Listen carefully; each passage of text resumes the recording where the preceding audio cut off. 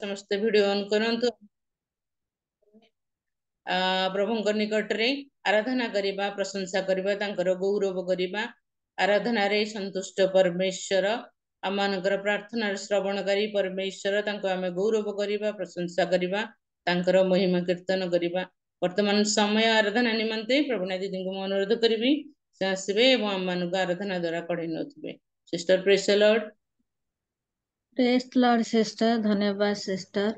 सर्वप्रथमे सृष्टिकर्ता को धन्यवाद दबा संगे संगे होस्ट आज्ञा को भी धन्यवाद दे सुंदर सुजोग निमंते परमेश्वर को आराधना करबा पई सुजोग देथिबारु आज्ञा को मध्य हृदयर सहित धन्यवाद जणाए।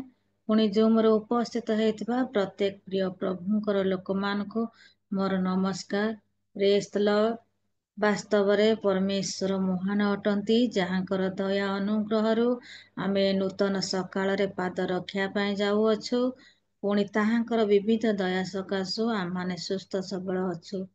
वास्तवरे आमाने आमानकर मन आत्मा प्राण को परमेश्वर ठारे आमाने समर्पण करी आज आराधना आरंभ करिबा। कारण आमानकर जीवन केतेबेले कौन घटी जाऊ अछि आमे केही भी जानि पारुना, किंतु परमेश्वरको र अनुग्रह दया सकाशु आमाने सुस्थ अछु पुणी जीवित अछु। आसु से जीवितमय परमेश्वरंकर से दयामय प्रभुंकर आमे ताहांकर अनेक मंगल दान को मने पकाई गीत माध्यम रे ताहांकर प्रशंसा करिबा। आसु से परमेश्वर को उद्देश्य रे गोटे गीत गाइबा।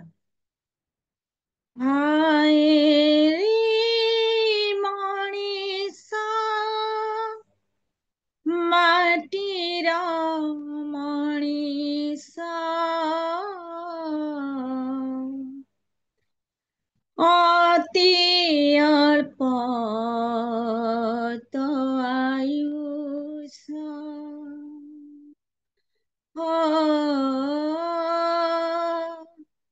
अति अल्प तो आयुष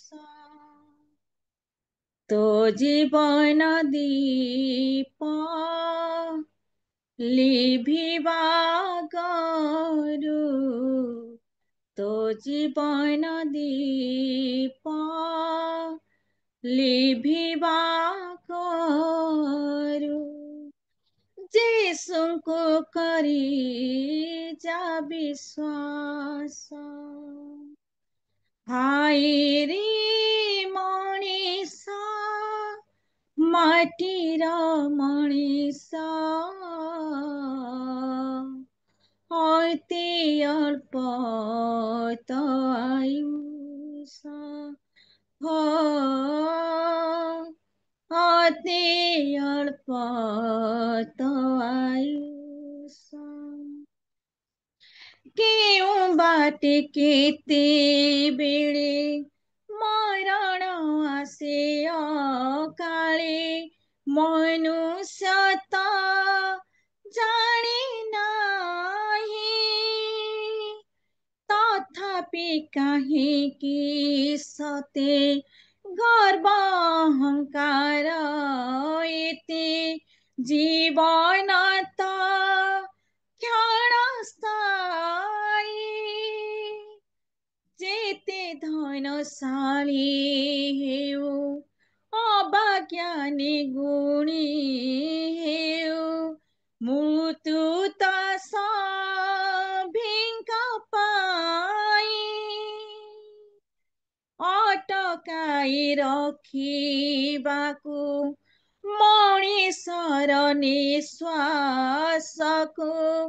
काहार क्षमता नाही जन्म मृत्युर सब अधिकार जन्म मृत्युर सब अधिकार राखिअछि जीशु पास हाय रे मणिसा माटीर मणिसा अति अल्प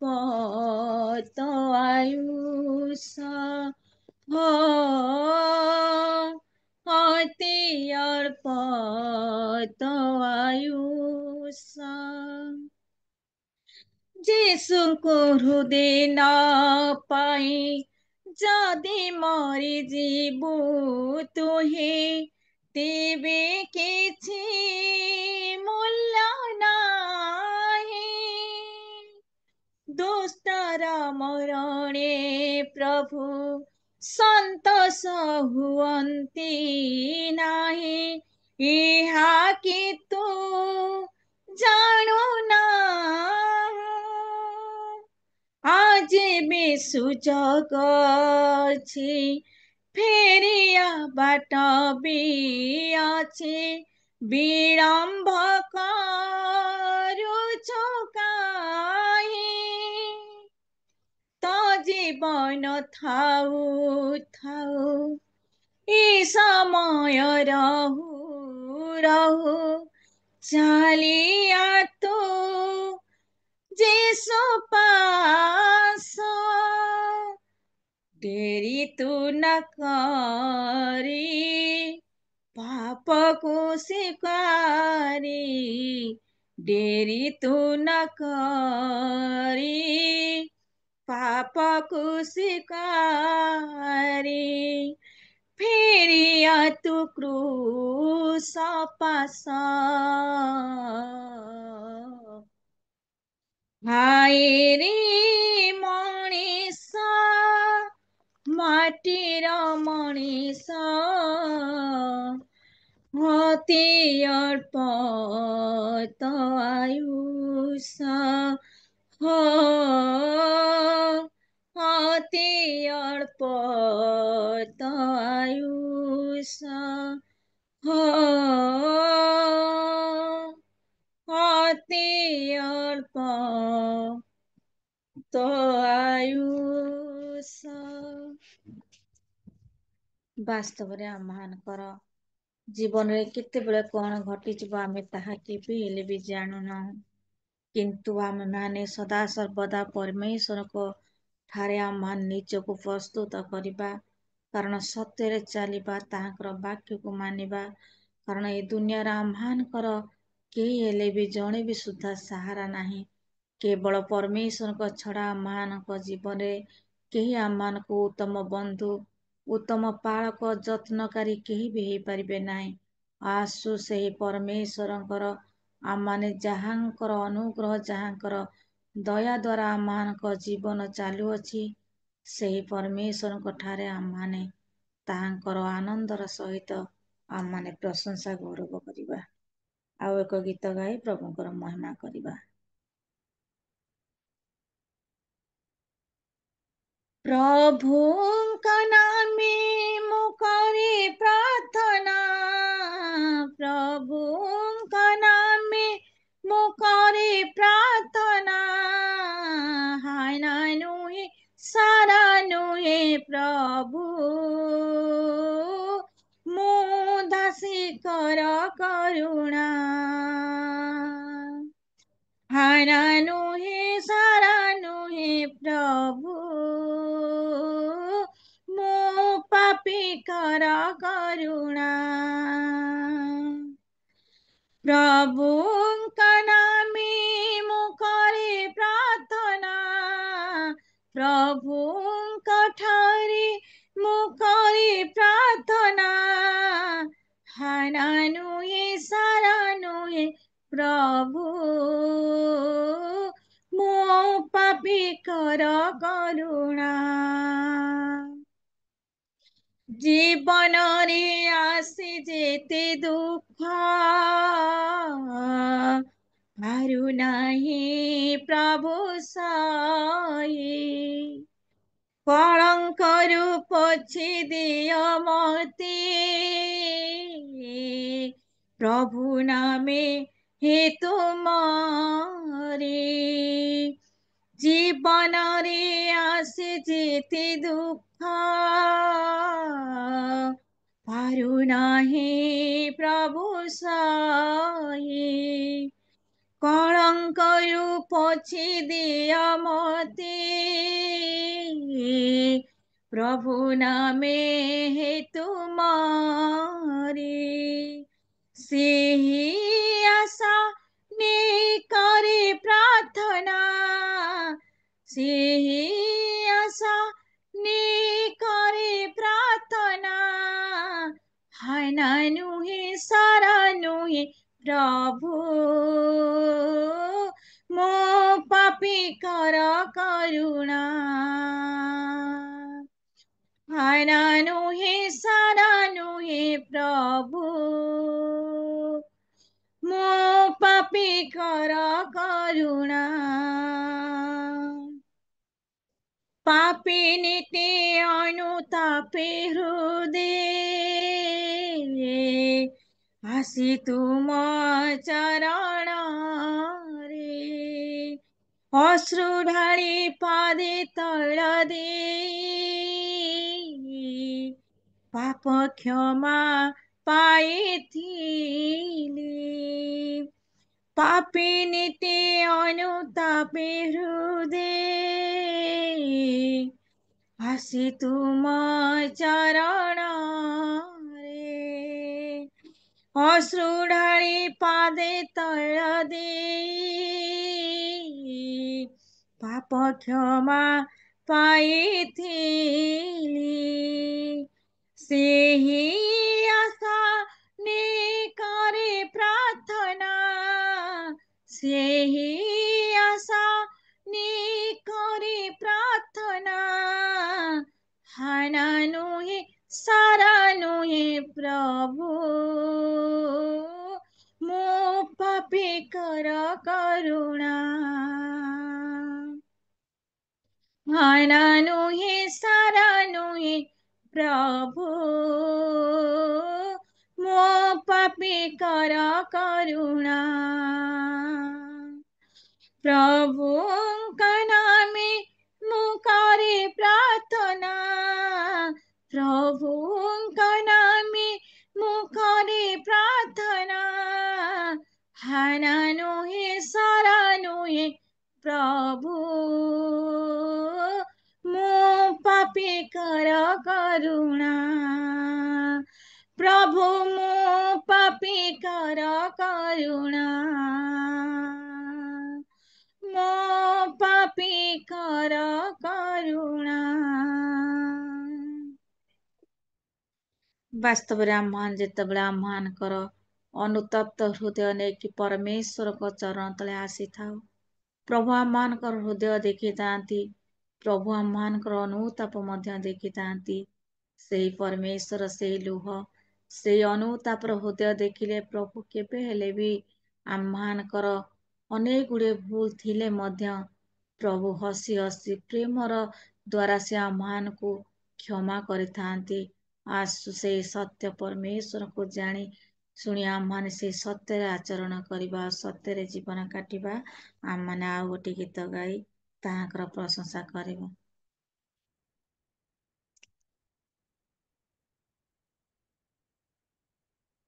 ବେସାହାରା ହୋଇଛି ମୁଁ, ବେସାହାରା ହୋଇଛି ମୁଁ, ଜୀବନଟା ଅନ୍ଧାର ଲାଗେ,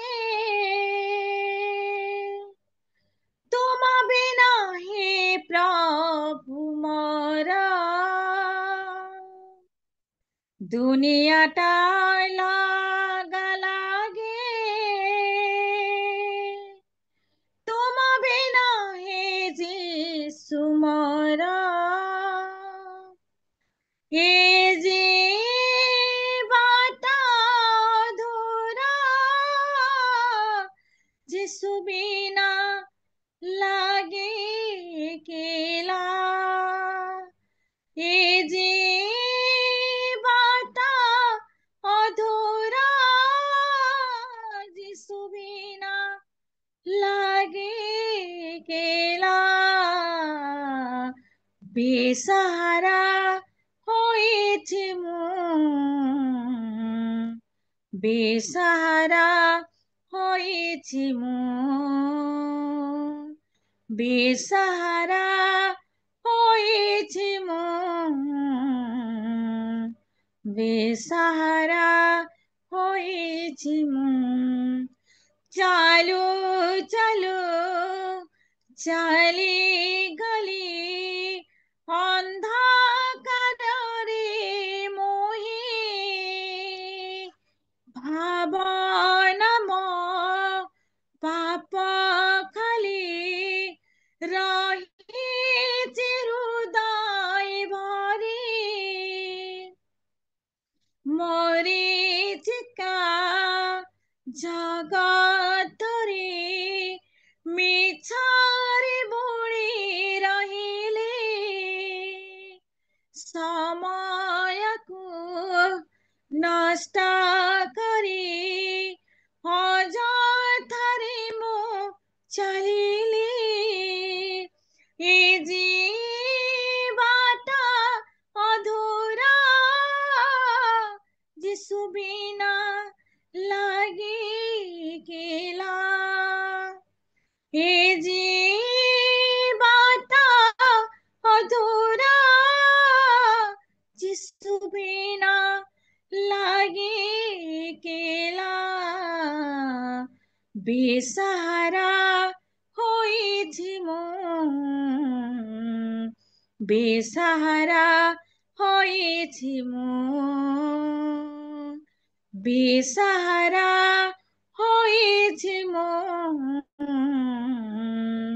ବେସାହାରା ହୋଇଛି ମୁଁ ଏ ପୃଥିବୀଟା ଏ ସମୟଟା ଲାଗୁନି ମତେ ନିଆରା ଜାଣିଗଲି ସବୁ ଦେଖି କେହି ନାହିଁ ମୋ ସାହାରା ତୁମ ଛଡ଼ା କେହି ନାହିଁ ରକ୍ଷକ ତୁମେ କା କ୍ଷମା ଦେଇ ଦୟା କରି ହୁଆ ହେ ମୋର ସାହା ଏ ଜୀବଟା ଅଧୁରା ଯିଶୁ ବିନା ଲାଗିଲା ଏ ଜୀବଟା ଅଧୁରା ଯିଶୁ ବିନା ଲାଗିଲା ବେସାହାରା ହୋଇଛି ମୁଁ ବେସାହାରା ହୋଇଛି ମୁଁ ବେସାହାରା ହୋଇଛି ମୁଁ ବେସାହାରା ହୋଇଛି ମୁଁ ଜୀବନଟା ଅନ୍ଧାର ଲାଗେ ତୁମ ବିନା ହେ ପ୍ରଭୁ ମୋର ଦୁନିଆଟା ଲଗା ଲାଗେ ତୁମ ବିନା ହେ ଯୀଶୁ ମୋର ବାସ୍ତବରେ ମୋର ପ୍ରିୟର ଭାଇ ଭଉଣୀ ମାନେ ଆମମାନଙ୍କ ଜୀବନରେ ଯଦି ଆମମାନଙ୍କର ପ୍ରଭୁ ନାହିଁ ତାହା ମାନେ ଆମମାନଙ୍କ ଜୀବନ ସମ୍ପୂର୍ଣ୍ଣ ଫିକା ହୋଇଯାଇଥାଏ ଆଉ ଆମମାନେ ଏ ଦୁନିଆରେ ଆମମାନେ ଏକା ହେଇଯାଇଥାଉ କାରଣ ଯୋଉ ପରମେଶ୍ୱର ଆମମାନଙ୍କର ପ୍ରତ୍ୟେକ ପାପକୁ କ୍ଷମା କରିବା ପରମେଶ୍ୱର ଅଟନ୍ତି ଯୋଉ ପରମେଶ୍ୱର କି ଆମମାନଙ୍କର ଅନୁତପ୍ତ ହୃଦୟରେ ଆଶା ଭରି ଦିଅନ୍ତି ଯୋଉ ପରମେଶ୍ୱର ଭାଙ୍ଗି ଯାଇଥିବା ଜୀବନରେ ଆଶ୍ରୟ ଅଟନ୍ତି ଯୋଉ ପରମେଶ୍ୱର କି ଆମମାନେ ତାହାଙ୍କ ଚଉଁତଳେ ବସିଥାଉ ସେ ଆମମାନଙ୍କୁ ସମ୍ପୂର୍ଣ୍ଣ ଭାବରେ ତାହାଙ୍କର ସନ୍ତାନ କରେଇଥାନ୍ତି ଆସୁ ଆମମାନେ ଆଉ ଗୋଟିଏ ଶେଷ ଗୀତଟିଏ ଗାଇବା ଯାହାକି ଆମମାନଙ୍କର ରିଏଲ ମିନିଷ୍ଟ୍ରି ତରଫରୁ ଆମମାନଙ୍କର ରେକର୍ଡ ହେଇଛି ଗୀତର ରଚକ ହଉଛନ୍ତି ପିଟର ଆଜ୍ଞା ସ୍ୱର ମଧ୍ୟ ଦେଇ ଅଛନ୍ତି ଆମମାନେ ସେଇ ଗୀତଟି ଗାଇ ପରମେଶ୍ୱରଙ୍କ ମହିମା କରି ଆଜିର ଆରାଧନାକୁ ଶେଷ କରିବା ଥରେ ଦିଅ ପ୍ରଭୁ କ୍ଷମା ପାପ ସବୁ ମୋର पाप सबु हरिदिया प्रभु क्षमा पाप सबु मोर पाप सबु तुम्भ चरणे थोइबाकु मुझे तुम्भ चरणे थोइबाकु मुझे थरे दिया प्रभु क्षमा पाप सबु मोर पाप सबु अनुतापनीर कान्दे मन्तर कान्दे मन्तर आश्रमते दिय तुमरी प्रयार तुमरी प्रयार दया क्षमा पाई फेरिछि आजी मुझे प्रभु जीशुଙ୍କର थरे दिया प्रभु क्षमा पाप सबु मोर पाप सबु थरे दिया प्रभु क्षमा पाप सबु मोर पाप सबु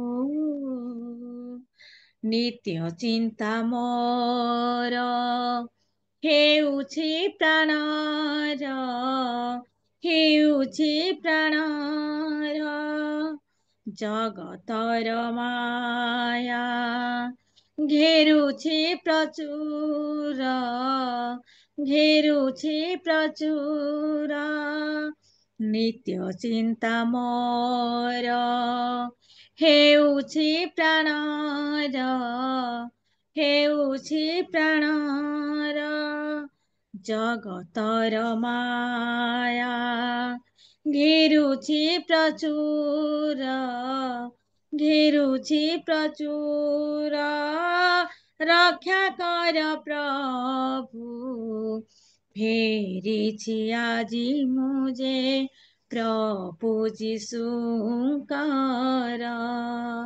थरे दिया प्रभु क्षमा पाप सबु मोर पाप सबु थरे दिया प्रभु क्षमा पाप सबु मोर पाप सबु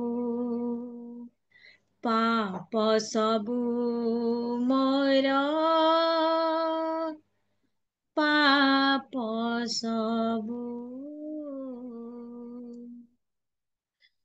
सर्वशक्तिमान प्रेमिक राजा प्रभु तुमरी महानामକୁ ମୁଁ ପ୍ରଶଂସା ଗୌରବ କରୁଅଛି ପ୍ରଭୁ ଆମମାନେ ଅଯୋଗ୍ୟ ମୁଁ ଅଯୋଗ୍ୟ ହେଲେ ବି ମଧ୍ୟ ପରମେଶ୍ୱର ତୁମରି ପ୍ରଶଂସା ନିମନ୍ତେ ମନୋନୀତ କଲ ସେଥିପାଇଁ ଧନ୍ୟବାଦ ଦେଉଅଛି ଏ ପ୍ରାତଃ ସମୟରେ ପ୍ରଭୁ ତୁମେ ପୂଜା ପ୍ରଶଂସା ଗୌରବ ପାଅ ପିତା ପରମେଶ୍ୱର ଯେତେ ଜଣ ପ୍ରଭୁ ଆମେ ଆଜି ଯୋଡ଼ି ହେଇଛୁ ପୁଣି ଯେଉଁମାନେ ଯୋଡ଼ି ହେବା ପାଇଁ ଯାଉଅଛନ୍ତି ପ୍ରତ୍ୟେକ ନାମକୁ ଧରି ଧରି ପରମେଶ୍ୱର ତୁମେ ଆଶୀର୍ବାଦ କର ଅନୁଗ୍ରହ କର ସମସ୍ତଙ୍କୁ ପ୍ରଭୁ ସୁସ୍ଥିର ମନ ଦିଅ ସୁସ୍ଥିର ଆତ୍ମା ଦିଅ ପବିତ୍ର ଆତ୍ମା ତୁମେ ଆମମାନଙ୍କ ମଧ୍ୟରେ ଉପସ୍ଥିତ ରହି ଆଜିର ଶିକ୍ଷାରେ ପ୍ରଭୁ ତୁମେ ଆମମାନଙ୍କୁ ପ୍ରଭୁ ଆଶୀର୍ବାଦ କର ପୁଣି ପରମେଶ୍ୱର ବାକ୍ୟ ମାଧ୍ୟମରେ ଶାସନ କର ବୋଲି ତୁମ ଚରଣ ତଳେ ଆମମାନଙ୍କ ମନ ଆତ୍ମା ପ୍ରାଣକୁ ସମର୍ପଣ କରି ଧନ୍ୟବାଦ ଦେଇ ଏ କ୍ଷୁଦ୍ର ନିବେଦନ କେବଳ ମୋର ପ୍ରିୟ ପ୍ରଭୁ ଯୀଶୁଙ୍କ ନାମରେ ମାଗୁଅଛି ପିତା ଆମେନ୍ ଆମେନ୍ ପ୍ରେଜ୍ ଦ ଲର୍ଡ ସିଷ୍ଟର ଧନ୍ୟବାଦ बहुत बहुत धन्यवाद दीदी बहुत सुंदर गीत गुड़िक द्वारा अति प्रभात आपण आमको आराधना द्वारा कढ़ई नहीं प्रभु आपन को आशीर्वाद करंतु अनेक हृदय स्पर्शी गीत गुड़िक वास्तव में प्रभु गौरव पांतु महिमा पांतु प्रशंसित हुंतु आपनको मध्य बहुत धन्यवाद सुंदर गीत गुड़िक द्वारा अति प्रभात आम मान आराधन कढ़ी नहीं प्रभु आपनको आपणकर परिवार देव सेवा क्षेत्र को आशीर्वाद करंतु बहुत बहुत धन्यवाद प्रेज द लॉर्ड प्रभु नाम धन्यवाद हो प्रभु नाम गौरव हो आम मैंने प्रार्थना करिचु आराधना करिचु वर्तमान वाक्य शुणिबार समय उपस्थित होइछि आम माने जदि सुविधा स्थान रे अछु ताहले वीडियो ऑन करके बसिबा तो द्वारा माने समस्त वाक्यर निकटतर होउतबा बाकी निमंते मो आह्वान करिया पई चाहे आम मानक मध्य रे सिस्टर रीना छिंचाणी उपस्थित अछंती प्रभु जीसु ख्रीष्ट नाम रे तांको स्वागत जणाए से आम मानक मध्य रे आसीबे एवं आज प्रभु तांकर मुख दे आम मानक निमंते जो वाक्य रखी अछंती ताहा से परिवेषण करुथिबे sister praise the Lord Praise the Lord, sister. प्रभु दासी निमंते माने समस्त उच्च करताल दे स्वागत जनाउथिबा praise the Lord Praise the Lord. प्रत्येकଙ୍କୁ ମୁଁ praise the Lord ଜଣାଏ।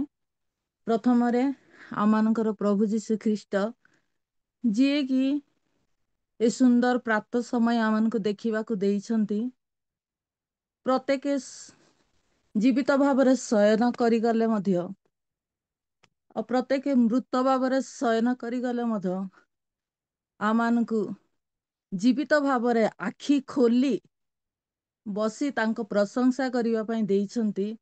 ତେଣୁକରି ମୁଁ ପ୍ରଭୁଙ୍କୁ ପ୍ରଥମରେ ଧନ୍ୟବାଦ ଦଉଛି ଆଉ ଦ୍ୱିତୀୟରେ ଆମ ପ୍ରିଟର ଆଜ୍ଞାଙ୍କୁ ବି ଧନ୍ୟବାଦ ଦଉଛି ଏ ସୁନ୍ଦର ସୁଯୋଗ ଦେଇଛନ୍ତି। ତେଣୁ ବିଶେଷ ଧନ୍ୟବାଦ ଦଉଛି। ଆସନ୍ତୁ ଆଜିର ବାକ୍ୟ ନିମନ୍ତେ କେହି ଜଣେ ପ୍ରାର୍ଥନା କରନ୍ତୁ। ଆମମାନେ ବାକ୍ୟ ନିକଟକୁ ଯିବା। କେହି ଜଣେ କରିପାରନ୍ତି।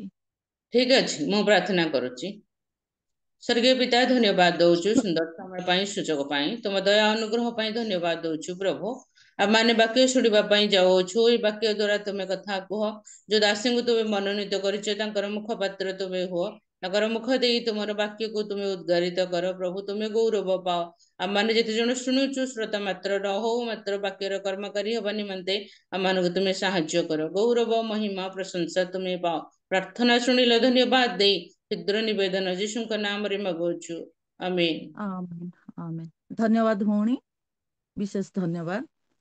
आजिर चिंताधारा निमंते मु प्रार्थना रखिछि कारण एई दिन मानंकरे आमानंकर जीवन रे प्रार्थनार बहुत आवश्यक मु मने करुछि। एई दिन ही नहीं आमर जीवनर बंचिबा रीति होउछि प्रभुंक ठारे कथोपकथन करिबा तांक ठारे आमानंकर निजर भार तांक ठारे आमे बसी किछि दुख सुख शेयर करिबा एहा मु चिंता करी आज जे महिला समिति मानंकर जो मीटिंग महिला माने जो आमे माने बसिचु महिला माने कहिदेले कि जाने आमानंकर पास्टर आज्ञा माने दुख करिवे आमे समस्त बसिचु जो माने आम बसिचु प्रत्येक निमंते प्रार्थना निहाती आवश्यकता रही अछि कारण प्रार्थना एक एहीपरि जिनस नुहे प्रार्थना एहीपरि एक शक्ति जो शक्ति की आमाने पथररू मध्य जो पानी बाहरुछि वाक्यर अछि सेहीपरि प्रार्थना द्वारा असंभव को संभव होइथाए। तेणुकरी आज जो प्रार्थना में जो मु प्रार्थनार जो रखिछि पॉइंट से प्रार्थना आमे किपरि करिबा आवश्यकता रहिछि। आजिकाली आमे तो प्रार्थना करला बेले अनेक लोक आज प्रथमरे मु क्षमा मागुछि जदि कहिबारे जदि कोनोसी काको आघात हेइथिले मते क्षमा करंतु आमे सबु बेले प्रार्थना करू मात्र आजिकाली रो प्रार्थना सुखला पूरा मरुभूमि भलिया प्रार्थना आमे हृदय स्वासी केही कौन करती लोक देखा बोली प्रार्थना रचना करी जाती प्रार्थना एहीपरि कले लोकंकर कर्ण को भल शुभिबो बोली मात्र आमे प्रभुंकर निमंते प्रभुंकर हृदय को प्रभुंकर जीवन को प्रभुंकर आमे मन को जेपरि जीति पारिबा प्रभुंक ठारे जेपरि संलग्न हेई पारिबा सेहीपरि प्रार्थना आमे करिबा दरकार अछि। आज हम वाक्यर देखिबा जाकोब पुस्तक 5:7-8 कई जने पढ़िबारे साहाय्य करंतु। ଯାକୁବ ପୁସ୍ତକ 5 ପର୍ବ 7-8।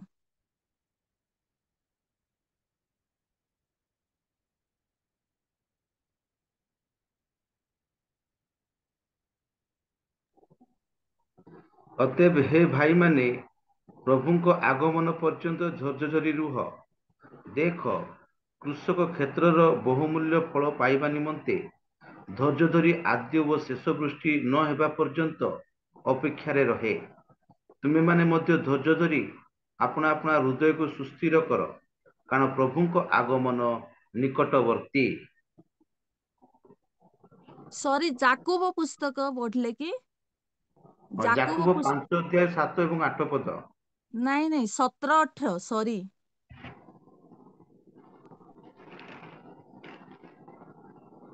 ସରି। ଏଲିୟ ଆମମାନଙ୍କ ପରି ସୁଖ ଦୁଃଖ ଭୋଗୀ ମନୁଷ୍ୟ ଥିଲେ। ବୃଷ୍ଟି ନ ହେବା ନିମନ୍ତେ ସେ ଏକାନ୍ତ ଚିତ୍ତରେ ପ୍ରାର୍ଥନା କଲେ, ଆଉ 3 ବର୍ଷ 6 ମାସ ପର୍ଯ୍ୟନ୍ତ ଦେଶରେ ବୃଷ୍ଟି ହେଲା ନାହିଁ। ସେ ପୁନର୍ବାର ପ୍ରାର୍ଥନା କରନ୍ତେ ଆକାଶରୁ ବୃଷ୍ଟି ହେଲା, ଆଉ ଭୂମି ଆପଣା ଫଳ ଉତ୍ପନ୍ନ କଲା। ହାଲେଲୁୟା। ଏଇଠାରେ କଣ ଏଲିୟଙ୍କ ବିଷୟରେ ଲେଖା ଯାଇଅଛି। ଏଲିୟ ଆମମାନଙ୍କର ପରି ସୁଖ ଦୁଃଖର କଣ ଥିଲେ? ଏକ ମନୁଷ୍ୟ ଥିଲେ। ସେ ପରମେଶ୍ୱର ନଥିଲେ। ସେ କଣ? ମନୁଷ୍ୟ ଥିଲେ।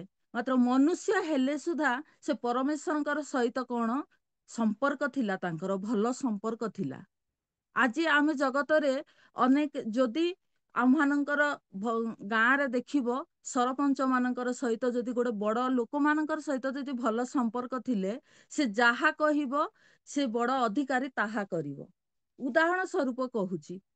ମାତ୍ର ସେ ଏଇଟା ଜଗତ ପକ୍ଷରେ ଜଣେ ଜଣଙ୍କ ସହିତ ଉତ୍ତମ ବନ୍ଧୁ ହେଲେ ଆମେ ଯାହା କହୁ ତାହା ସେ କରିଥାଏ। ମାତ୍ର ଆମେ ଆତ୍ମିକ ଦିଗରେ ଦେଖିବାକୁ ଗଲେ ପରମେଶ୍ୱରଙ୍କର ସହିତ ଏଲିୟ ଉତ୍ତମ ବନ୍ଧୁ ଥିଲେ, ଉତ୍ତମ ସନ୍ତାନ ଥିଲେ। ତେଣୁକରି ସେ ସୁଖ ଦୁଃଖର ବୋଲି ଏଇଠାରେ ଲେଖା ଅଛି। ସୁଖ ଦୁଃଖ, ଏଲିୟ ଏକ ସୁଖ ଦୁଃଖ ର ଭୋଗ ମନୁଷ୍ୟ ଥିଲେ ବୋଲି ଲେଖା ଅଛି। ସେ ମନୁଷ୍ୟ ଥିଲେ, ସେ ପରମେଶ୍ୱର ନଥିଲେ। ମାତ୍ର ଯେତେବେଳେ ବୃଷ୍ଟି ହଉନଥିଲା, ସେ ବୃଷ୍ଟି ନିମନ୍ତେ ପରମେଶ୍ୱରଙ୍କ ନିକଟରେ ପ୍ରାର୍ଥନା କରିଥିଲେ। ସେ କି ପ୍ରକାର ପ୍ରାର୍ଥନା କରିଥିବେ ସେ ଏଲିୟଙ୍କୁ ଜଣା। ମାତ୍ର ଏଇପରି ଯୋଉ ପ୍ରାର୍ଥନା କରିଥିବେ, ଯୋଉଥି ଦ୍ୱାରା କି ବୃଷ୍ଟି ହେଲା। ବୃଷ୍ଟି ହେଲା ପରେ 18 ପଦରେ ଲେଖା ଅଛି ଯେ ବୃଷ୍ଟି ହେଲା ପରେ ପୁନର୍ବାର ସେ ପ୍ରାର୍ଥନା କରୁଛନ୍ତି। ଆଉ ବହୁତ ବୃଷ୍ଟି ହେଲା, କଣ ନା ବୃଷ୍ଟି ହେଇକି ଜମି କଣ ହେଲା ନା ସନ୍ତୁଳନ ହେଇଗଲା, ସଫ୍ଟ ହେଇଗଲା। ଯୋଉ ସଫ୍ଟ ଦ୍ୱାରା ସେ ଆଉ ଥରେ କହୁଛନ୍ତି ଯେ କ୍ଷେତ କଣ ନଷ୍ଟ ହେଇଯିବ କହିକି ଆଉ ଥରେ ପ୍ରାର୍ଥନା ସେ କରୁଛନ୍ତି ବନ୍ଦ ହେବା ପାଇଁ। ଏଇଟା ଗୋଟେ ନା, ଏଇଟା ଗଭୀର କରି ଚିନ୍ତା କଲେ ଏଇ ଯୋଉ 17-18 ହିଁ ଆଜି ଆମମାନଙ୍କର ନା ପୁରା ଗୋଟେ ଦିନ ପଳେଇବ ମେସେଜ କଲେ। କାରଣ ମୁଁ ସର୍ଟ କରି କହିବାକୁ ଚାହେଁ, ଏଲିୟଙ୍କ ପରି ଆମମାନଙ୍କର ଜୀବନ ହେବା ଆବଶ୍ୟକତା ରହିଅଛି। ଆମେ ଯେତେ ବସି ଅଛୁ ଆମମାନଙ୍କର ଦୁଃଖ ସୁଖ ସମୟରେ, ଏଇଟା ତ ବର୍ଷା ଲେଖା ଅଛି, ବର୍ଷା ସେ ବୃଷ୍ଟି ନିମନ୍ତେ ପ୍ରାର୍ଥନା କରିଥିଲେ ସତ। ମାତ୍ର ଆମମାନଙ୍କର ଜୀବନରେ ଯେତେବେଳେ କି ସମସ୍ୟା ଆସିଥାଏ, ଆମମାନେ ସେଥି ନିମନ୍ତେ ଆମେ ପ୍ରାର୍ଥନା କରୁଛୁ କି? ଆମେ ସମସ୍ୟା ନିମନ୍ତେ ଆମେ ଖୋଜୁଛୁ କି ଆମେ ସମସ୍ୟାର ସମାଧାନ ପାଇଲା ପରେ ବି ଆମେ ଧନ୍ୟବାଦ କରୁଛୁ କି? ତାହା ମଧ୍ୟ ଆମେ ଦେଖିବାକୁ ପଡିବ। କାରଣ ଏଲିୟ ସୁଖ ଦୁଃଖର ମନୁଷ୍ୟ ଥିଲେ। ଆମେମାନେ ମଧ୍ୟ ମନୁଷ୍ୟ ମାଧ୍ୟମରେ ଯେ ପ୍ରଭୁଙ୍କର ଆରାଧନା କରି ଯାଉଛୁ, ପ୍ରଭୁଙ୍କର କୀର୍ତ୍ତନ କରି ଯାଉଛୁ, ପ୍ରଭୁଙ୍କର ମହିମା କରି ଯାଉଛୁ। ମାତ୍ର ମହିମା କଣ ନା ସ୍ୱର୍ଗରେ 2ଟା ବକ୍ସ ରହିଥାଏ। ଯୋଉ ବକ୍ସ କି ଗୋଟିଏ କଣ ପ୍ରାର୍ଥନା ଆସିଲେ ସେ ପ୍ରାର୍ଥନାର ବିନତି ରଖିବା ପାଇଁ, ଆଉ ଗୋଟିଏ ବକ୍ସ ରହିଥାଏ ଧନ୍ୟବାଦ ରଖିବା ପାଇଁ। ଧନ୍ୟବାଦର ବକ୍ସ କେତେ ରହେ, ପ୍ରାର୍ଥନାର ବକ୍ସ କେତେ ରହେ, ତାହା ଆମମାନେ କଣ ଚିନ୍ତା କରି ଆମେ ଜାଣି ଦେଇଥାଉ। କାରଣ ଆମେ ସବୁବେଳେ ମାଗିଥାଉ, ସବୁବେଳେ ଆମେ କଣ କହିଥାଉ, ମାତ୍ର କୌଣସି ବିଷୟରେ ଆମେ ଧନ୍ୟବାଦ ଦେଇନଥାଉ। ମାତ୍ର ଏଇଠାରେ ଏଲିୟ କଣ କରିଛି ନା 17 ପଦରେ ବନ୍ଦ ପ୍ରାର୍ଥନା ପୁନର୍ବାର କରିଛନ୍ତି, ଧନ୍ୟବାଦ ଦେଇଛନ୍ତି। 17 ପଦରେ ଧନ୍ୟବାଦ ଦେଇଛନ୍ତି ତାଙ୍କେ, 18 ପଦରେ ଧନ୍ୟବାଦ ଦେଇଛନ୍ତି ତାଙ୍କେ। ପରମେଶ୍ୱରଙ୍କ ସହିତ ପ୍ରଶଂସା କରିଛନ୍ତି। ବୃଷ୍ଟି ବନ୍ଦ କର ବୋଲି କହିବା ଇଏ ନୁହେଁ, କେବଳ ଧନ୍ୟବାଦ ଦେଇକରି କହିଛନ୍ତି। ଆମମାନଙ୍କର ଜୀବନରେ ମଧ୍ୟ ସେହିପରି ଏକ କୃତଜ୍ଞ ଜିନିଷ ରହିବା ଆବଶ୍ୟକତା ରହିଛି। କୌଣସି ବିଷୟରେ ହଉ, ମନୁଷ୍ୟ ମାଧ୍ୟମରେ ହଉ କି ପରମେଶ୍ୱରଙ୍କର ମାଧ୍ୟମରେ ହଉ, ପରମେଶ୍ୱରଙ୍କ ଠାରୁ କୌଣସି ଜିନିଷ ପାଇଲେ ବି ଆମେ ସାଙ୍ଗେ ସାଙ୍ଗେ ଧନ୍ୟବାଦ ଦେବାକୁ ଭୁଲି ଯାଇଥାଉ।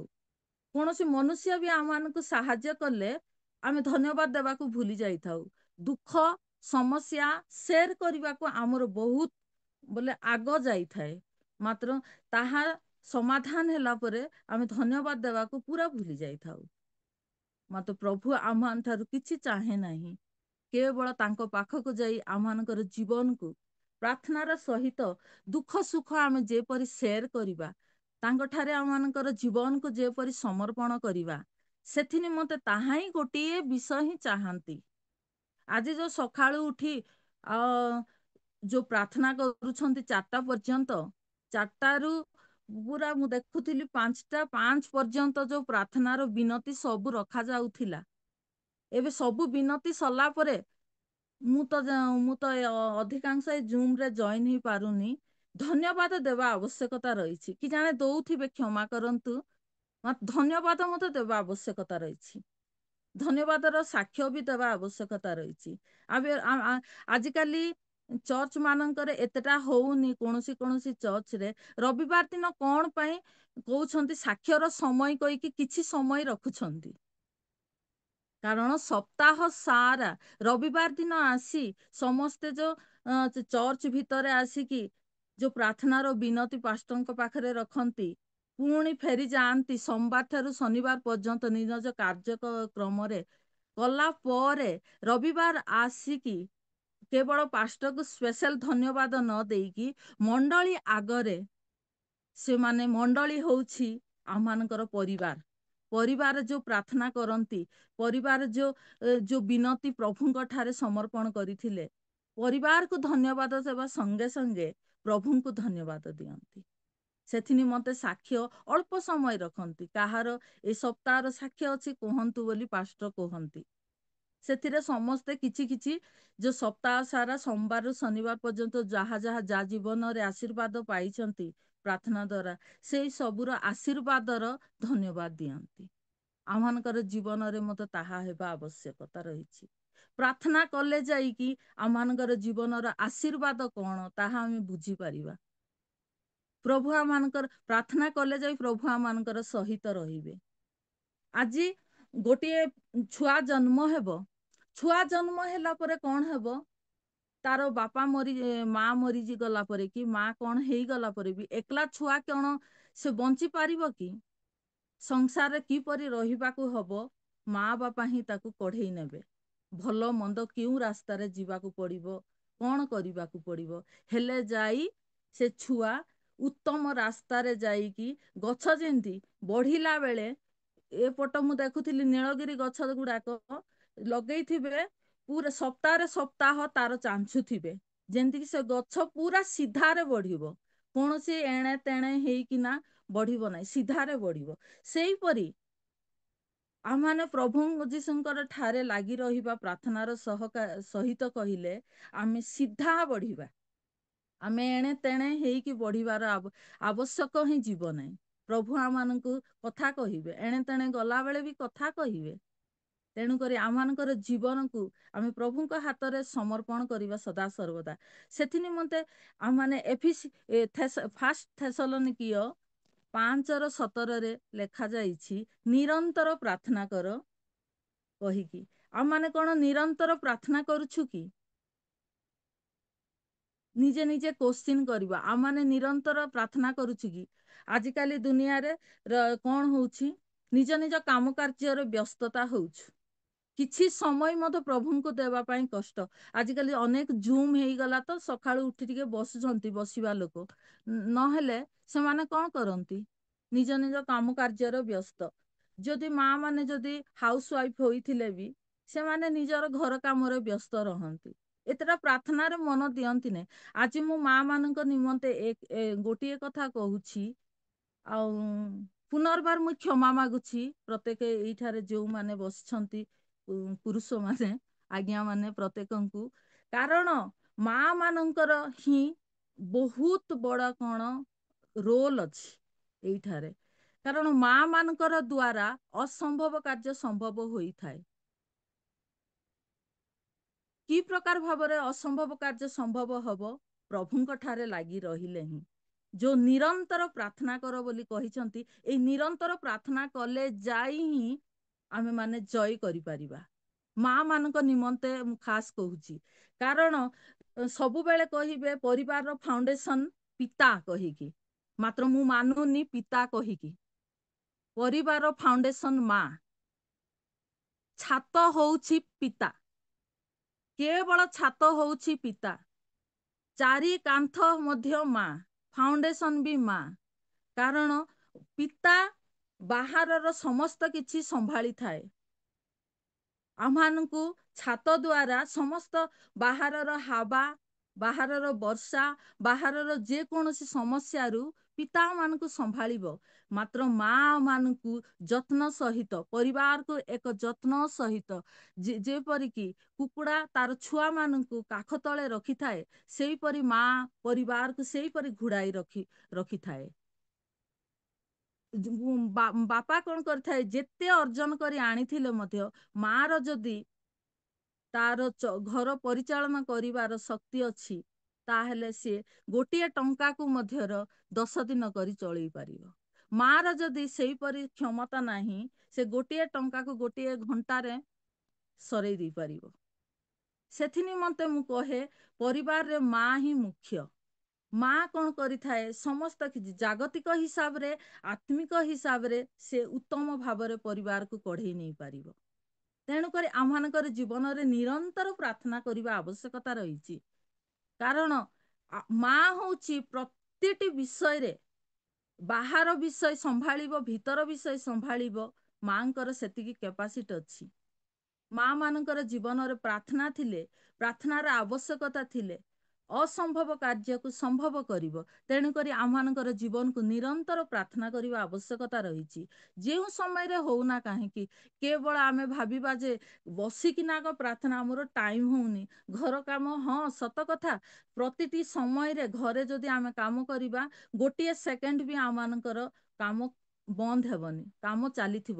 ତଥାପି ଆମମାନେ ପ୍ରତିଟି ସମୟରେ ଆମେ ପ୍ରାର୍ଥନା କରିବାର ଏକ ସୂତ୍ର ରହିବା ଆବଶ୍ୟକତା ରହିଛି। ଆମେ ବାସନ ମାଜିଲା, ଧୋଇଲା ବେଳେ ବି ଆମେ ପ୍ରଭୁଙ୍କୁ ଧନ୍ୟବାଦ ଦେବା ଆବଶ୍ୟକତା ରହିଛି। ଆମେ ଘର ଝାଡୁ କଲା ବେଳେ ବି ପ୍ରଭୁଙ୍କୁ ଧନ୍ୟବାଦ ଦେବା ଆବଶ୍ୟକତା ରହିଛି। ଆମେ ଯେକୌଣସି କାର୍ଯ୍ୟ କଲା ବେଳେ ବି ପ୍ରଭୁଙ୍କୁ, ଆମେ ନିଜର ପରିବାରକୁ ଧ୍ୟାନ ଦେବା ଆବଶ୍ୟକତା ରହିଛି। କାରଣ ଏଇ ଯୁଗରେ ଆମମାନେ ଯୋଉପରି ଆମ ପରିବାରକୁ ଆମେ କିପରି ସମ୍ଭାଳିବାକୁ ହେବ, କେବଳ ପ୍ରାର୍ଥନା ହିଁ, ପ୍ରାର୍ଥନା ହିଁ ଆମମାନଙ୍କୁ ବଳ ଦେବ। ପ୍ରାର୍ଥନା, ଆମେ ଯଦି ପ୍ରାର୍ଥନା କରୁଥିବା, ତାହେଲେ ଆମେ ଯୋଉ କଥା କହିବା, ସେ କଥା ପିଲାମାନଙ୍କ ହୃଦୟରେ ହଉ, କି ସ୍ୱାମୀର ହୃଦୟରେ ହଉ, କି ପିଲାମାନଙ୍କର କର୍ଣ୍ଣରେ ହଉ, ସ୍ୱାମୀର କର୍ଣ୍ଣରେ ହଉ, ତାହା ସୁମିଷ୍ଟ ହବ।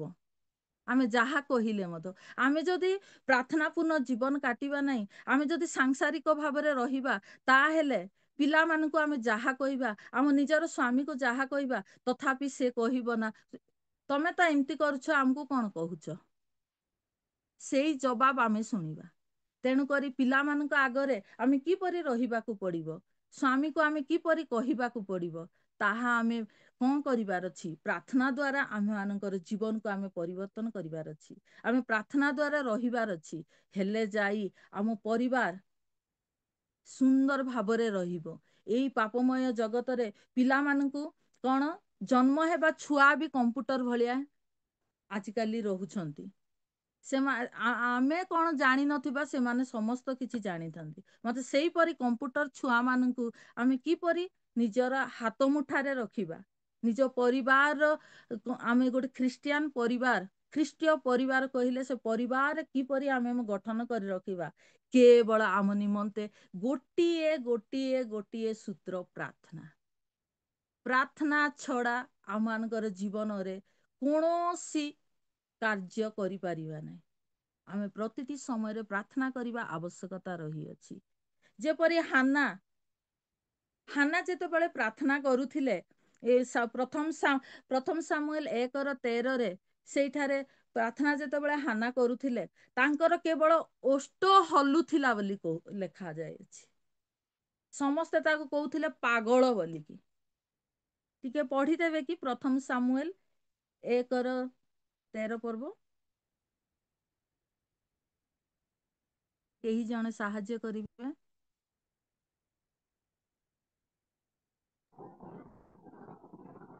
ସେ ସମୟରେ ହାନା ଆପଣା ମନେ ମନେ କଥା କହୁଥିଲା, କେବଳ ତାହାର ଓଷ୍ଠ ହଲୁଥିଲା, ମାତ୍ର ତାର ରବ ଶୁଣା ଯାଉନଥିଲା। ତେଣୁ ସେ ମତ ହୋଇଥିବ ବୋଲି ଏଲି ବିଚାର କଲେ। ହାଲେଲୁୟା। ଦେଖ ଏଇଠାରେ ସିଏ କି ପ୍ରକାର ସିଏ ବୋଲେ ପ୍ରଭୁଙ୍କ ଠାରେ ନିଜକୁ ସମର୍ପଣ କରୁଥିଲା, ମାତ୍ର ଏଲି ତାଙ୍କୁ କହୁଥିଲା ଇଏ ପାଗଳ, ସେ ପ୍ରଭୁଙ୍କ ଠାରେ ମତ ହେଇ ଯାଇଥିଲା, ସେ ହଜି ଯାଇଥିଲା। ତା ପାଖରେ କିଏ ଅଛନ୍ତି ସେ ଜାଣି ପାରୁନଥିଲା, ସେ ପୁରା ପ୍ରଭୁଙ୍କ ଠାରେ ହଜି ଯାଇଥିଲା। ସେ ମୁଖ ନ ଖୋଲିଲେ ବି ତାର ଓଷ୍ଠ କେବଳ ହଲୁଥିଲା। ଆଜି ଆମମାନେ ରୋଦନ କଲା ବେଳେ କଣ ହଉଛି? ଆମର ଓଠଟା ପୁରା ଥରି ଯାଉଥିବ। ଫାଷ୍ଟରେ ଆରମ୍ଭରେ କାହାର ଦୁଃଖକୁ ଯାଇ ଠିଆ ହେବା, ଯାହାର ଦୁଃଖ ସିଏ ଯାଇକି ପୁରା ପାଟି ଖୋଲି କାନ୍ଦୁଥିବ, ମାତ୍ର ଅନ୍ୟ ଲୋକ ଯାଇ ଠିଆ ହେଲା ବେଳେ ଯେତେ କଠିନ ଲୋକ ହେଲେ ବି ତାର ଓଠ ପୁରା ହଲିଯିବ, ମୁହଁ ଲାଲ ହେଇଯିବ, ଆଖିରୁ ପାଣି ଟୋପାଏ ଝରିଯିବ। ସେଇପରି ହାନା ସେଇପରି ତ ନୁହେଁ, ସେ ପ୍ରଭୁଙ୍କ ଠାରେ ବ୍ୟାକୁଳତା ହେଇକି ପ୍ରଭୁଙ୍କ ଠାରେ ସେ ନିଜର ସମସ୍ତ କିଛି ତାର ଦୁଃଖ ସମର୍ପଣ କରି ସେ କଣ ମତାଳତା ହେଇଯାଇଥିଲା, ପାଗଳ ପରେ ହେଇଯାଇଥିଲା। ସେ ନିଜକୁ ନା ଭୁଲି ଯାଇଥିଲା ସେ କେଉଁଠାରେ ବସିଛି, କଣ କରୁଛି, ସେ ନିଜକୁ ଭୁଲି ଯାଇଥିଲା। ଲୋକ ତାକୁ ଚିହ୍ନି ପାରୁନଥିଲେ। ତେଣୁକରି ମନୁଷ୍ୟ କଣ ମୁହଁ ଦେଖନ୍ତି, କାହାର ଧନ ସମ୍ପତ୍ତି ଦେଖନ୍ତି, କାହାର କୋଉ ପ୍ରକାର ଷ୍ଟାଟସ ଦେଖିକି ସମ୍ମାନ ଦିଅନ୍ତି, ଜାଣନ୍ତି, ମାତ୍ର ପ୍ରଭୁ ହୃଦୟ ଦେଖନ୍ତି। ହୃଦୟ ଦେଖି ଆଶୀର୍ବାଦ କରନ୍ତି। ସେ କେବେ କାହାର ସୌନ୍ଦର୍ଯ୍ୟତା ଦେଖି ଆଶୀର୍ବାଦ କରନ୍ତି ନାହିଁ, କାହାର ଧନ ଦେଖି ଆଶୀର୍ବାଦ କରନ୍ତି ନାହିଁ, କେବଳ ହୃଦୟ ଦେଖନ୍ତି, ମନ ଦେଖି ଆଶୀର୍ବାଦ କରନ୍ତି। ଆମମାନଙ୍କର ଜୀବନ ବି ସେଇପରି ହେବା ଆବଶ୍ୟକତା ରହିଛି। ଆମେ ଯେତେ ବସି ଅଛୁ, ଆମମାନେ କାହାର ଧନ ସମ୍ପତ୍ତି ଏହା ଦେଖିକିନା କାହାକୁ ଆମେ କଣ ସମ୍ମାନ ଦେବା ଆବଶ୍ୟକତା ନୁହେଁ।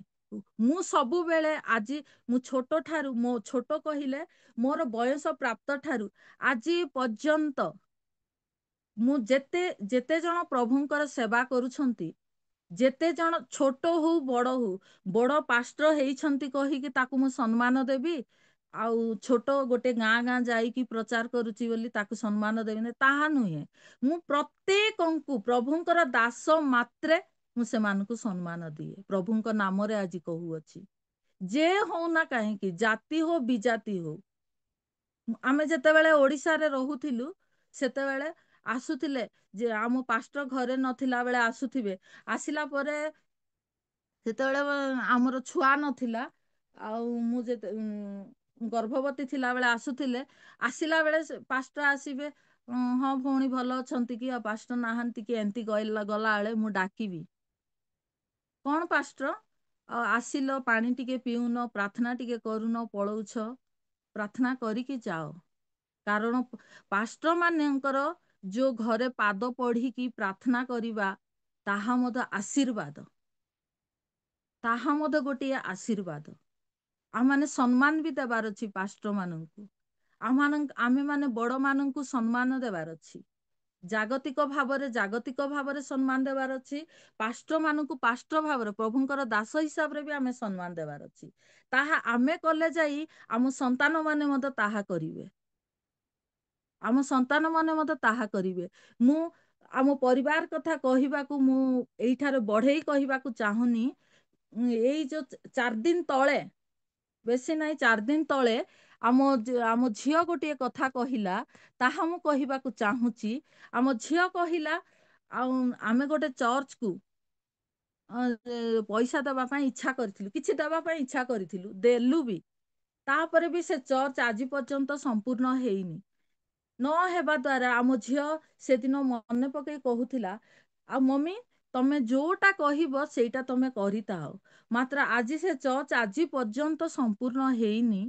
ତମେ ବାବାଙ୍କୁ କୁହ, ଆଉ ବାବା ସହିତ କଥାବାର୍ତ୍ତା କରିକି ଆଉ କିଛିଟା ତମେ ଯୋଉ ବାବଦରେ ହେଲେ ମାତ୍ର ଆଉ କିଛିଟା ତୁମେ ଦିଅ ମମି। ତମେ ସେଇଟା ଦେବ କହିଲେ ନା, ଆମ ପଢା ପାଇଁ ଯେତିକି ତମେ କରୁଛ, ଯେତିକି ପଇସା ପତ୍ର ଖର୍ଚ୍ଚ କରୁଛ ମୋ ପାଇଁ, ଖ୍ରୀଷ୍ଟୋଫର ପାଇଁ, ତାର 2 ଗୁଣ ଆଶୀର୍ବାଦ ଆମ ପାଇଁ ମିଳିବ। ପୁଣି ମତେ ଖୁସି ଲାଗିବ ବୋଲି ସେ କହୁଥିଲା।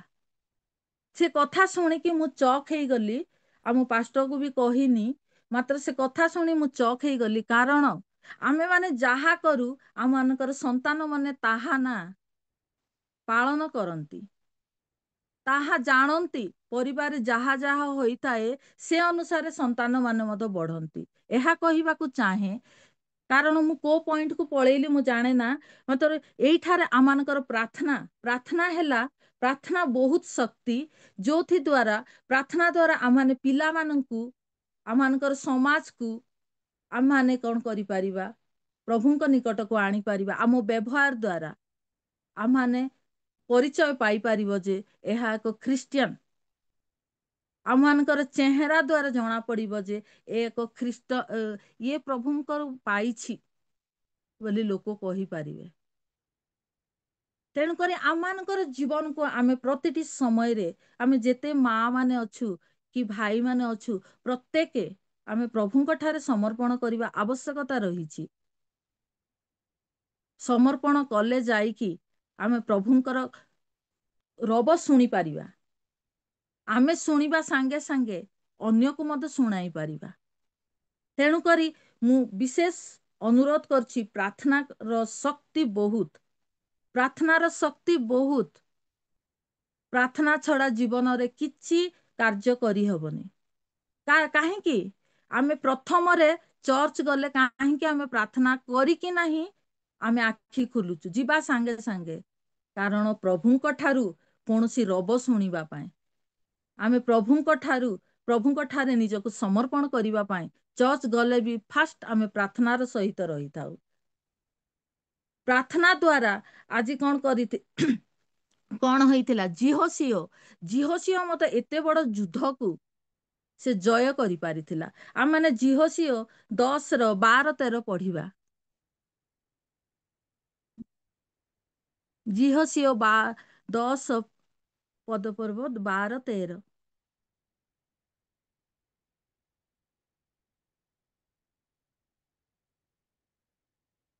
ଟାଇମ ହେଲାଣି, ଜଲ୍ଦି ଜଲ୍ଦି।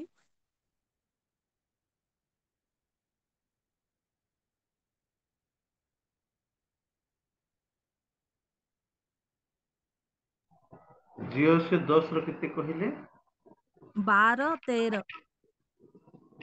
ସଦାପ୍ରଭୁ ଇସ୍ରାଏଲ ସନ୍ତାନଗଣ ସମ୍ମୁଖରେ ଏମୋରିୟମାନଙ୍କୁ ସମର୍ପଣ କରିବା ଦିନ ଜିଓସିଓ ସଦାପ୍ରଭୁଙ୍କୁ କହିଲେ। ପୁଣି ସେ ଇସ୍ରାଏଲଙ୍କ ସାକ୍ଷାତରେ କହିଲେ, ସୂର୍ଯ୍ୟ ଗିବିଅନ ଉପରେ ତୁମେ ସ୍ତବ୍ଧ ହୁଅ, ଆଉ ଚନ୍ଦ୍ର ତୁମେ ଅୟାଲନର ତଳଭୂମିରେ ସ୍ତବ୍ଧ ହୁଅ। ତହିଁରେ ଲୋକମାନେ ଆପଣା ଶତ୍ରୁମାନଙ୍କ ଠାରୁ ପ୍ରତିଶୋଧ ନେବା ପର୍ଯ୍ୟନ୍ତ ସୂର୍ଯ୍ୟ ସ୍ତବ୍ଧ ହେଲା ଓ ଚନ୍ଦ୍ର ସ୍ଥଗିତ ହେଲା। ଏହା କି ଜାସେର ପୁସ୍ତକରେ ଲେଖା ନାହିଁ? ଆଉ ସୂର୍ଯ୍ୟ ଆକାଶର ମଧ୍ୟସ୍ଥାନରେ ସ୍ଥଗିତ ରହିଲା ଓ ପ୍ରାୟ ସମ୍ପୂର୍ଣ୍ଣ 1 ଦିନ ଅସ୍ତ ଯିବାକୁ ଚଞ୍ଚଳ ହେଲା ନାହିଁ। ହାଲେଲୁୟା। ଦେଖ ପ୍ରାର୍ଥନା ଦ୍ୱାରା କେତେ ଶକ୍ତି ଅଛି ଯେ ସୂର୍ଯ୍ୟ ଯୁଦ୍ଧ ସରିବା ପର୍ଯ୍ୟନ୍ତ, ଯେତେବେଳେ ଜିଓସିଓ ହସ୍ତ ଉଠେଇଲେ ସେତେବେଳେ ସୂର୍ଯ୍ୟ ଯେଉଁଠାରେ ରହିଲା ସେଇଠାରେ ରହିଲା, ତାଙ୍କର ଯୁଦ୍ଧ ସରିବା ପର୍ଯ୍ୟନ୍ତ। ତେଣୁକରି ପ୍ରାର୍ଥନାର ଶକ୍ତି ଅନେକ ଅଛି। ଏବେ ଟାଇମ ହେଲାଣି, ମୁଁ ଜଲ୍ଦି ଜଲ୍ଦି ସରେଇବାକୁ ମୁଁ ଯାଉଛି। ମାତ୍ର ଏଇଠାରେ ଲେଖା ଅଛି ଜିରିମିୟ ପୁସ୍ତକରେ ମଧ୍ୟ। ଆମମାନଙ୍କର ଏଇଟା ପଢିବାକୁ ମୁଁ ଚାହେଁ ନା, ଯେ ଯଦି ପରେ ପଢି ପାରିବେ। ଜିରିମିୟ 9:1 ମଧ୍ୟ ଲେଖା ଅଛି, ଯେପରି ଜିରିମିୟ ର ମସ୍ତକ କଣ ଥିଲା, ତାଙ୍କର କୁଣ୍ଢ ବୋଲି ତାଙ୍କୁ କୁହାଯାଉଥିଲା। ତାଙ୍କୁ ଏକ ଟାଙ୍କି ବୋଲି କୁହାଯାଉଥିଲା। ତାଙ୍କେ ଯେତେବେଳେ ଆଣ୍ଠୁ ପକାଉଥିଲେ ସେତେବେଳେ ପ୍ରାର୍ଥନାରେ ତାଙ୍କର ଲୁହ ଝରି ଯାଉଥିଲା। ପ୍ରାର୍ଥନାରେ ସେମାନେ ଆସି କଣ କରୁଥିଲେ ନା, ସେ ପ୍ରାର୍ଥନା କରିବା ସାଙ୍ଗେ ସାଙ୍ଗେ ତାଙ୍କର କଣ ନା ଆଖିର ଲୁହ ପୁରା ଶରୀର ସାରା ଭିଜି ଯାଉଥିଲା। ଆମମାନଙ୍କର ଜୀବନ ଆଜି ସେହିପରି ଅଛି କି? ଆମମାନେ ଚିନ୍ତା କରିବା, ଆଜି ଆମେ କି ପ୍ରକାର ପ୍ରାର୍ଥନା କରୁଛୁ?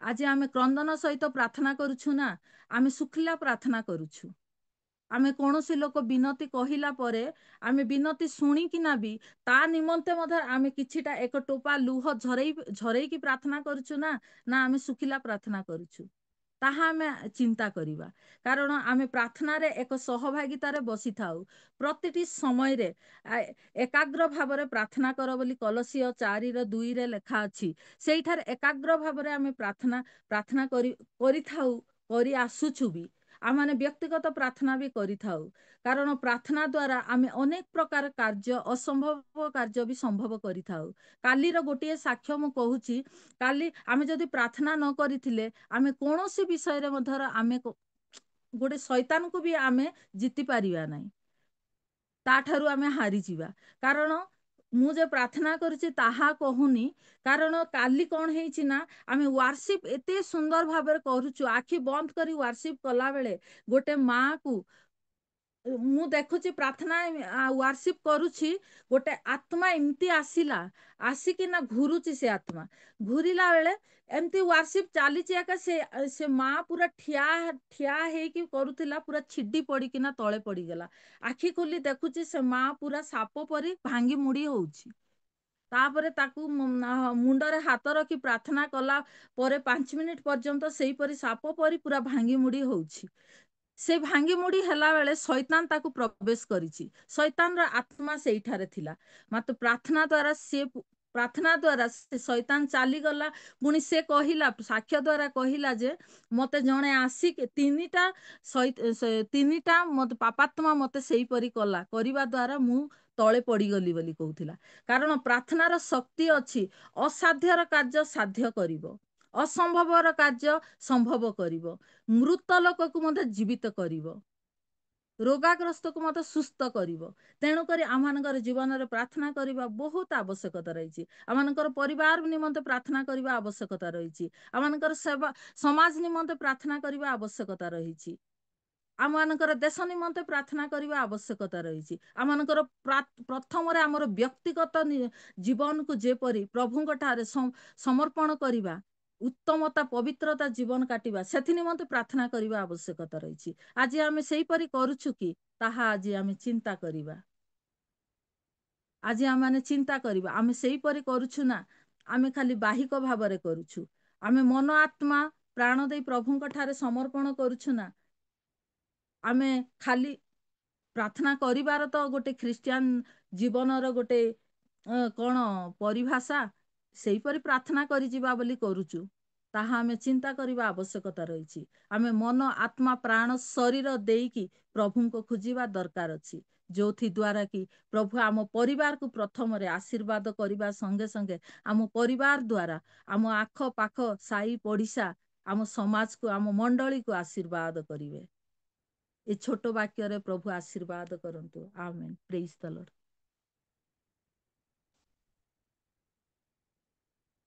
वर्तमान आमानकर समय हो जाइए माने शेष प्रार्थना आड़ को जाउथिबा मो अनुरोध करिवे आमानक मध्यरे सुजाता जेना अछंती मोर आवाज सुनि पारुछंती कि